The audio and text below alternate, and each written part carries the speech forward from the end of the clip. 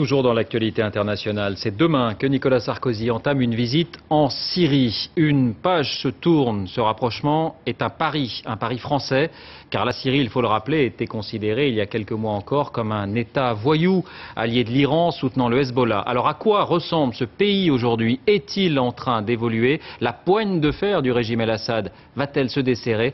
Regardez le reportage de nos envoyés spéciaux Renaud Bernard et Pascal Caron. À 8 h du matin, il fait déjà 40 degrés. Mais après des années d'isolement, Damas respire. Le régime est redevenu fréquentable. Bachar el-Assad et son épouse Asma incarneraient-ils le renouveau? Il y a 10 ans, sous la dictature de son père, Hafez el-Assad, on parlait des années de plomb. Ici, l'air frais sort du transistor. Tous les jours, Honi anime la libre antenne. Good morning, Syria. Impensable il y a quelques années. Elle discute avec les auditeurs et la liberté de ton séduit. Un Syrien sur deux l'écoute à la radio.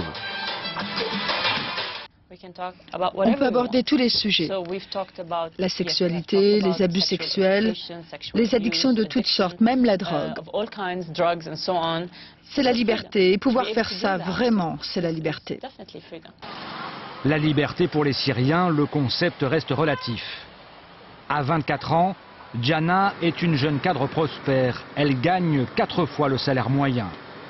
Comme ses amis, qu'elle invite régulièrement chez elle. Jeunesse privilégiée de Damas, officiellement tout va bien pour eux. Je trouve que le pays, maintenant, vraiment, on peut faire tout ce qu'on veut, on vit comme on veut, mais il reste quand même certains mini-tabous qu'on n'aborde pas. Lequel ? La politique, ça reste dangereux de critiquer le régime. Mais il y a Internet et ses sites prohibés comme Facebook. Quant au blog, cet été, ils ont conduit 5 jeunes en prison, mais ça n'empêche pas leur fréquentation. De toute façon, avec les technologies modernes, si on veut accéder à un site, on trouve toujours un chemin. À l'ombre de la mosquée des Omeyyades, les Syriens semblent donc s'émanciper, mais rien ne serait possible sans l'aval du président, commente un proche de Bachar el-Assad. Moi, je dirais, à un certain moment, la Syrie était un régime totalitaire. C'est pas une dictature, c'est plutôt un régime totalitaire et qui est en train maintenant de se transformer, métamorphoser très profondément. Donc bientôt, plus de prisonniers politiques? Je l'espère moi-même.